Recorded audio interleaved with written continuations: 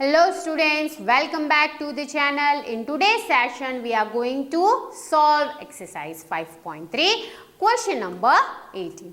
Okay students, देखो यहाँ पे question number 18 says a spiral is made up of successive semicircles with centers alternatively at A and B, starting with center A of radius 0.5, 1, 1.5, 2 as shown in figure. What is the total length of such a spiral made up of 13 consecutive semicircle? अब students यहाँ पे देखो आपको क्या दिया गया है, एक स्पाइरल दिया गया है, ठीक है। अब सबसे पहले यहाँ पे ये बताया गया है कि अगर हम ए को सेंटर एज ए सेंटर लेते हैं तो ये हमारा बन गया पहला सेमी सर्कल, ठीक है। देन ये दूसरा सेमी सर्कल, अगेन ये थर्ड वाला एंड देन नेक्स्ट फोर्थ वाला। अब देखो हर एक सेमी सर्कल के अंदर स्टूडेंट्स रेडियस क्या हो रही है, चेंज हो रही है। अब जो पहला सेमी सर्कल बना स्टूडेंट्स उसकी रेडियस आपको दी है 0.5।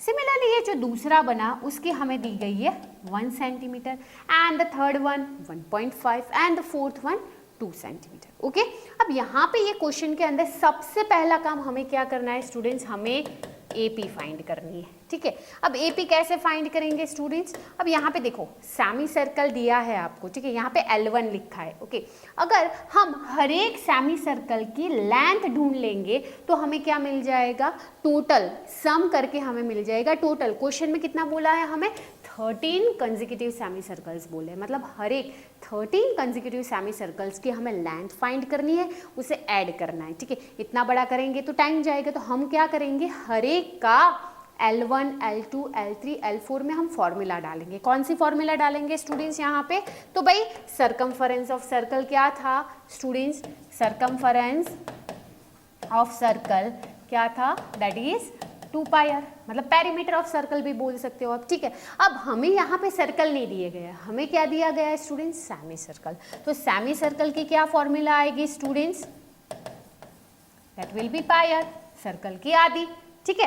अब हम पहली बात करते हैं L1 की, तो क्या आएगा, L1 is equal to pi R1। क्यों, क्योंकि वो ही सेमी सर्कल की हमें रेडियस कंसीडर करनी है, ठीक है।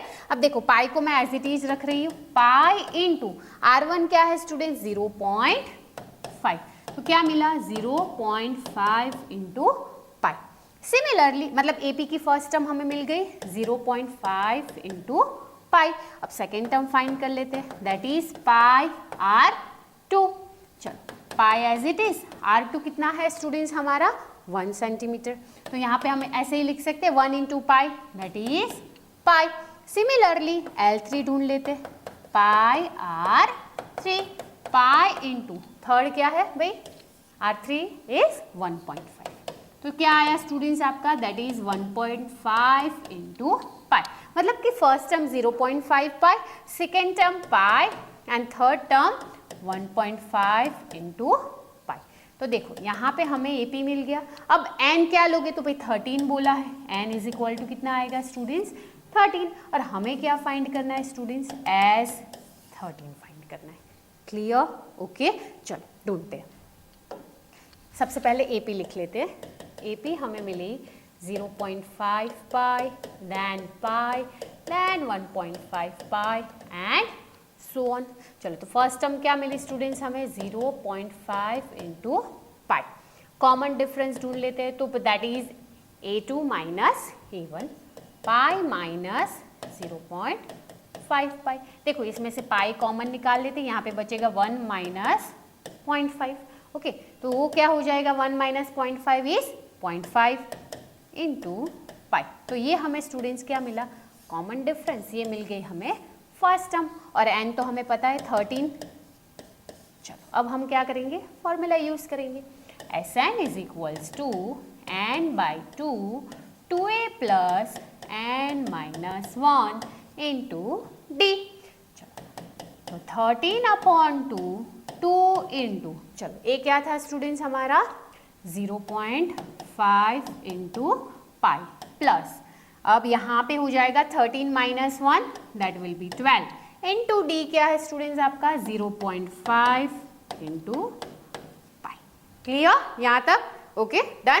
चलो 13 अपॉन 2, अब देखो स्टूडेंट्स 2 इंटू 0.5 क्या होगा 10, बट यहाँ पे 5 इंटू 2 दैट इज 10, बट यहाँ पे डेसिमल है तो हो जाएगा 1 इंटू पाई। कैसे हुआ देखो यहाँ पे 2 इंटू, इसे ऐसे लिख सकते हैं 5/10, राइट, ये हो जाएगा 2, 5 सा 5 कैंसिल, तो क्या है स्टूडेंट्स आपका 1, 1 पाई प्लस। सिमिलरली यहाँ पे भी क्या होगा स्टूडेंट्स 12 5 सा दैट इज 60, बट डेसिमल का 10 जाएगा तो क्या आएगा 6 पाई। Okay done. चलो 13/2, ये 6 + 1 हो जाएगा 7 इंटू पाई। अब स्टूडेंट्स क्वेश्चन के अंदर हमें दिया गया है कि पाई की वैल्यू कितनी है, लेनी है कितनी आपको 22/7, तो हम यहाँ पे उसे रख देते हैं 7 इंटू 22/7, 7 7 कट, ये हो जाएगा 2 11 सा। सो इन द नेक्स्ट स्टेप क्या आएगा स्टूडेंट्स 13 इंटू 11 कर लेते। 13 इंटू 11 कितना होगा स्टूडेंट्स, ये हो जाएगा 130 एंड 3 143। तो स्टूडेंट्स जो टोटल लेंथ है 13 कॉन्जिक्यूटिव जो सेमी सर्कल स्पाइरल की जो टोटल लेंथ है वो कितनी आएगी students, total length will be equals to 143 centimetre. Clear, done. चलो तो यहाँ पे स्टूडेंट्स हमारा सेशन आज का कंप्लीट होता है। मिलते हैं इन द नेक्स्ट सेशन।